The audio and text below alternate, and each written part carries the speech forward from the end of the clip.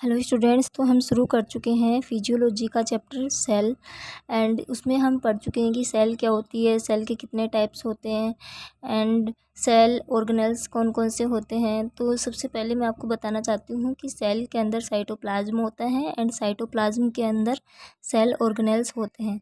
तो इस जो टेबल दी हुई है, इस टेबल में हम पढ़ेंगे कि जो साइटोप्लाज्मिक ऑर्गेनेल्स होते हैं या जिनको हम सेल ऑर्गेनेल्स भी कहते हैं, उनके फंक्शन क्या क्या होते हैं। तो एक्चुअल में यहाँ पे आपको पता है कि सेल ऑर्गेनेल्स या साइटोप्लाज्मिक ऑर्गेनेल्स कौन कौन से होते हैं, जैसे गोल्जी अपरेटस है, लाइसोसोम्स है, प्रोक्सिसोम है, सेंट्रोसोम, माइटोकॉन्ड्रिया, राइबोसोम्स। तो इसमें हम पढ़ेंगे कि किस किस का क्या क्या वर्क होता है या किस टाइप से फंक्शन करते हैं।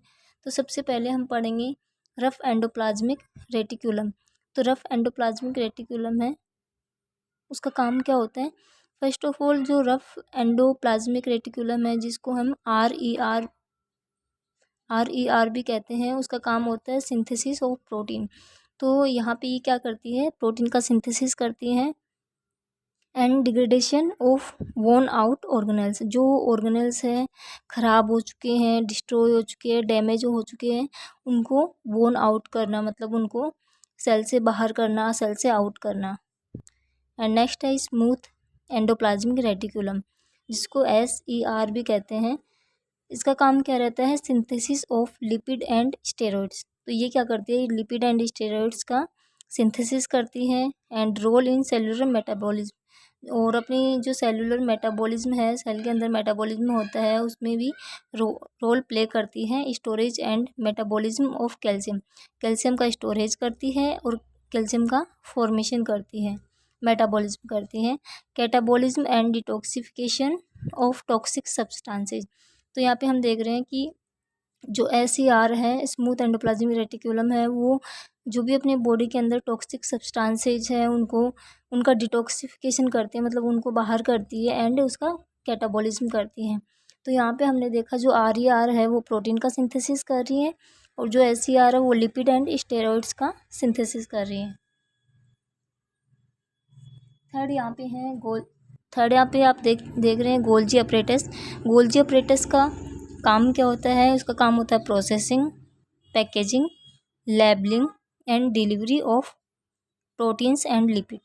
तो मोस्टली जो गोल्जी अपरेटस का काम यहाँ दिया हुआ है, processing, packaging, labelling and protein and lipid का डिलीवरी करना, उनको एक जगह से दूसरी जगह तक पहुँचाना होता है।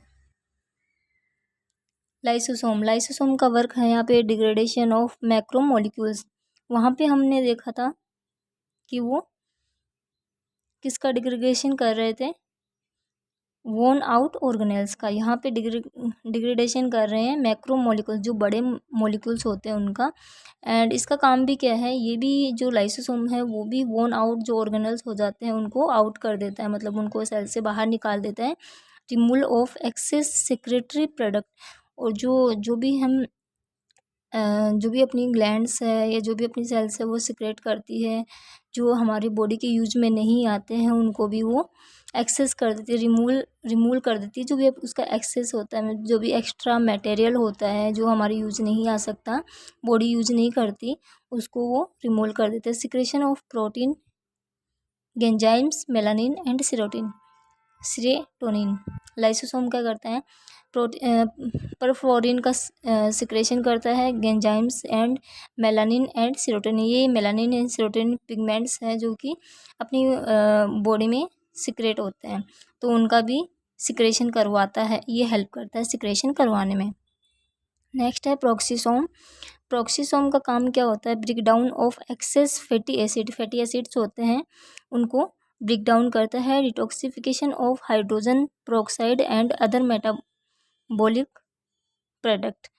ऑक्सीजन यूटिलाइजेशन करता है, एक्लेरेशन ऑफ ग्लूकोजेनेसिस करता है।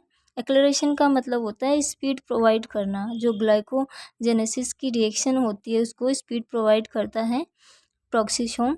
Degradation of purine to uric acid. और डिग्रेडेशन क्या करता है, प्यूरिन को यूरिक एसिड में। Role in the formation of myelin. Myelin जो सीथ होती है, आपने पढ़ा भी होगा, जो न्यूरॉन होती है, न्यूरॉन होता है, उसके अंदर भी माइलिन शीथ होती है और बॉडी के अदर पार्ट में भी माइलिन होता है, तो उसको उसका फॉर्मेशन करने में प्रोक्सिसोम हेल्प करता है। Role in the formation of bile acid, और अपनी बॉडी के अंदर बाइल एसिड को बनाने में भी रोल प्ले करता है। नेक्स्ट यहाँ पे है सेंट्रोसोम।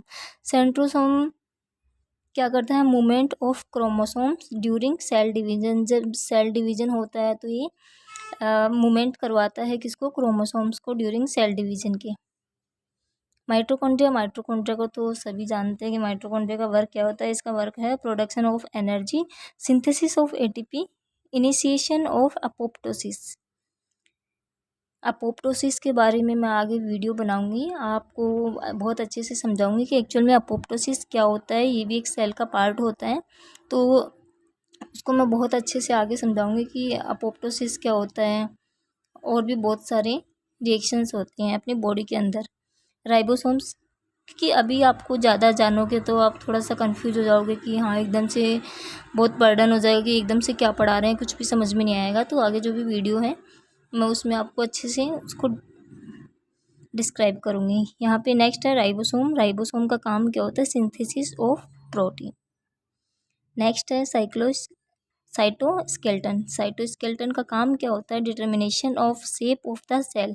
सेल को शेप प्रोवाइड करता है, stability of the cell shape, cell की शेप उसको स्टेबिलिटी प्रोवाइड करता है, सेल्यूलर मूवमेंट को हेल्प करता है। कौन, साइटोस्केलेटन।